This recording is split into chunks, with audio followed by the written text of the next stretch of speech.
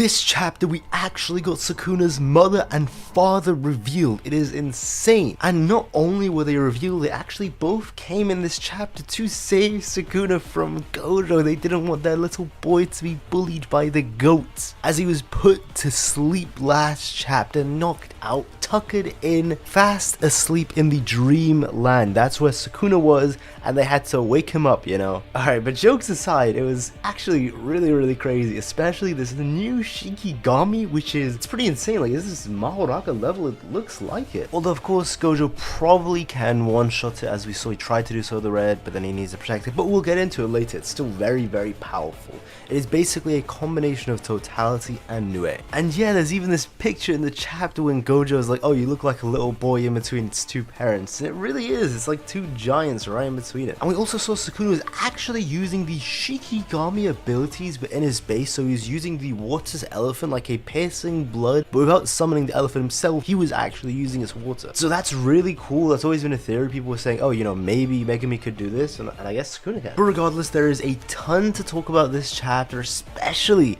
the Gojo versus Mahoraga and Sukuna's mother this chapter. So trust me, you are going to want to strap in for this one and watch till the end. And hey, if you're a fan of Jujutsu Kaisen, be sure to subscribe. I got a ton of spoiler videos just like this, analysis, power scaling, breakdowns, and a lot of live streams too, even one tomorrow on this chapter. And of course, do your boy solid and leave a like too, that does help out. And thank you to all the honored and special members of the channel. Thank you guys very much. Okay, so let's start from the top. We got quite a lot. Obviously, like I was saying last chapter, Yuji actually says what I said word for word. The cut is not an issue. We've seen him literally be cut hundreds to thousands of times without exaggeration against the malevolent shrine, and he healed all those deep cuts easily. I mean, he has reverse curse technique. The cut isn't an issue. What's scary is Mahoraga, the fact that Mahoraga is adapted. And for some reason, this insanely obvious and simple concept, when I said it in my last spoiler video, people said I was coping, which was odd because, you know, it's reverse curse technique, it's just a simple cut. The cliffhanger at the end of the last chapter wasn't that Gojo was cut. That was absolutely not the cliffhanger. The cliffhanger was the fact that we just saw Mahoraga pass Gojo's ability, because to cut him, that means he actually just bypasses neutral limitless. That was actually the cliffhanger, not the actual damage the cut did itself, because he can just heal it. But moving on, we actually see that the output for reverse curse technique has actually slowed down. And not only has it slowed down, but just from Miyamoto's own words, it actually says that it is decreasing. So this means it's actually getting slower and slower than it already is right now. And this is the case for Sukuna too, so it's definitely going to be due to the brain damage that they both have. And we get a lot from the narrator this chapter, so this was pretty text heavy chapter, and he actually says that Gojo is getting a lot of satisfaction, because throughout his whole life he's never been in a situation like this where someone can beat him. Even Gojo thought that he might lose, and actually that's really nice for him. Surprisingly, it's pretty incredible that that's what he's thinking about. It even goes back to Toji. That was the last time that he actually thought like this, when something could be close. Obviously that was when Toji was assassinating him and just had all that prep and everything, but you know, it's a different video for another day.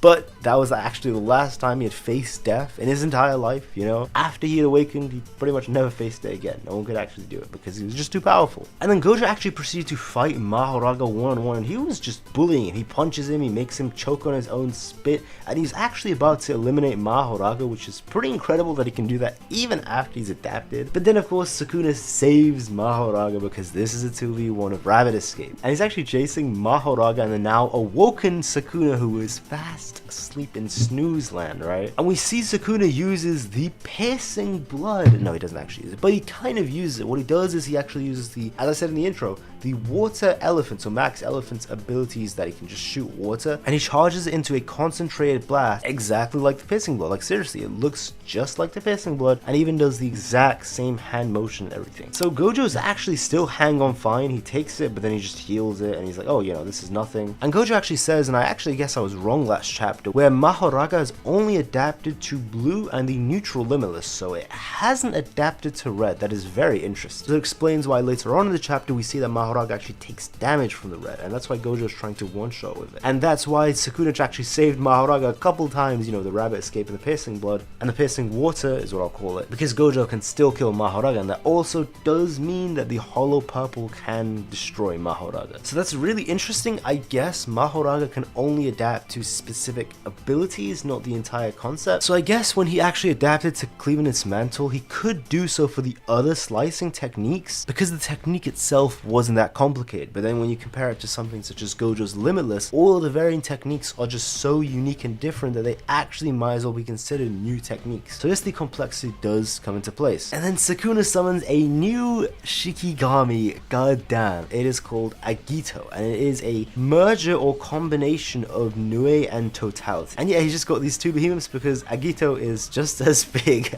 as Mahoraga. It is a big ass motherfucker. And then yes, Sukuna's just smiling there. He's like, yeah, I'm about to get carried, it is what it is. But then Gojo looks and he's actually comparing Sukuna to a child in between his two parents, as I was talking about before, and it really does look like that. Sukuna is getting carried by these absolute beasts, and actually we'll see from the rest of the chapter, Sukuna is only using the 10 shadows. Pretty much he's resorted to that specific technique to win, because the 10 shadows is the one technique that can now bypass his neutral limitless, and while Mahoraga is attacking him, the neutral limitless is actually turned off, so he needs to stick to it. And it's not like it's a weak technique. Got Mahoraga, who is Sukuna jumping out of the shadows and shooting piercing bloods, right, piercing waters that are strong as his own Cleaveness Mantle, because it is actually cutting Gojo up. And we also have Agito doing a lot of damage, you know, shooting some AoE attacks. And yeah, it is just turned into a 3v1. Gojo actually is getting jumped, and you can even see it by all three of them at the same time. This is just insane, like seriously. He's dodging a swing from Mahoraga while dodging strikes from Agito, while dodging a piercing water from behind from Sukuna. And even after he dodges all these, Mahoraga goes for a swing, he dodges that. Agito comes from behind to damage him, and when Gojo tries to destroy it, Mahoraga goes to protect him, and even Gojo's like, oh damn, you know, this is actually trouble. So he's like, I'm just gonna have to, you know, still use my own techniques, you know, I'm not fraud, I don't need to use